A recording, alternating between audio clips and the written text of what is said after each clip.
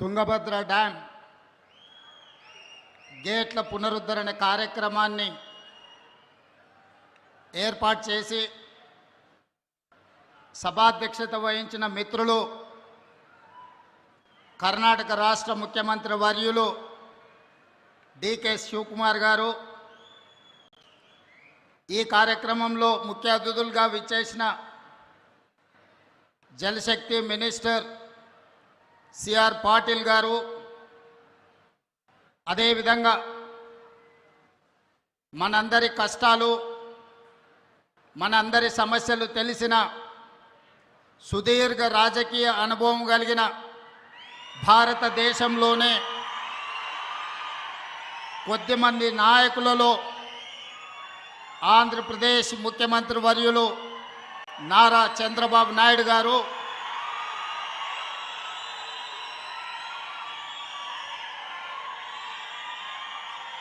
నా సహచర మంత్రివర్గ సభ్యులు మిత్రులు ఉత్తమ్ కుమార్ రెడ్డి గారు, జూపల్లి కృష్ణారావు గారు, వాకిటి శ్రీహరి గారు, ఆంధ్రప్రదేశ్ నుంచి నా ప్రియ మిత్రులు మంత్రివర్యులు పయ్యావుల కేశవ్ గారు, సాగునీటి పారుదల శాఖ మంత్రివర్యులు నిమ్మల రామనాయుడు గారు, కర్ణాటక లెజిస్లేటివ్ కౌన్సిల్ చైర్పర్సన్ గారు, రాజ్యసభ సభ్యులు, లోక్సభ సభ్యులు, శాసనమండలి సభ్యులు,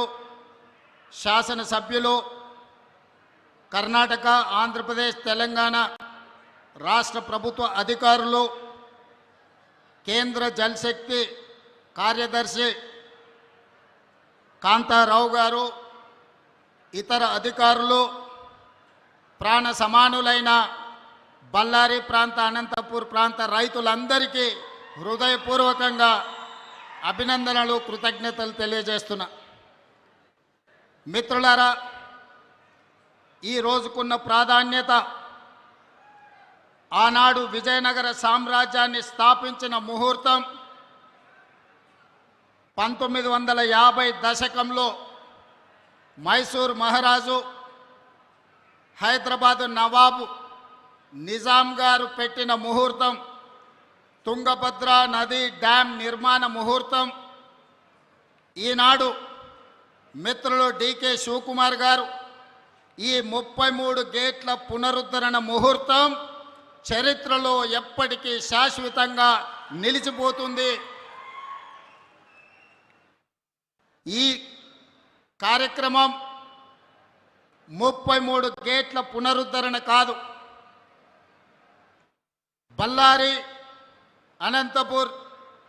కర్నూలు సమస్యలు నాకు తెలుసు, పాలమూరు వలసల గురించి నాకు సంపూర్ణమైన అవగాహన ఉన్నది. ఈ సమస్య ఈనాటిది కాదు, 3 తరాల సమస్యను ఈ 33 గేట్ల పునరుద్ధరణ పరిష్కరించబోతుంది. బళ్ళారి, అనంతపూర్, కర్నూలు, పాలమూరు జిల్లా లక్షలాది మంది రైతుల యొక్క సమస్యలకి ఈ గేట్ల పునరుద్ధరణ ఈరోజు పరిష్కారం చూపించబోతుంది. సిఆర్ పాటిల్ గారు అత్యంత అనుభవజ్ఞుడైన, మృదుభాషి, అతి తక్కువ మాట్లాడడం, అత్యంత వేగంగా పనిచేయడం సిఆర్ పాటిల్ గారికి ఉన్న ఒక ప్రత్యేకత. ప్రధానమంత్రి నరేంద్ర మోడీ నుంచి మొదలు పెడితే ఎవరైనా సిఆర్ పాటిల్ గారికి ఒక సమస్యను అప్పచెప్తే 100% ఆ సమస్యని పరిష్కరించి శాశ్వతంగా ఒక మార్గాన్ని చూపిస్తాడని సంపూర్ణంగా విశ్వసించే సిఆర్ పాటిల్ గారు ఈనాడు కేంద్ర జలశక్తి మంత్రిగా ఉండడం, ఆంధ్రప్రదేశ్, కర్ణాటక అండ్ తెలంగాణ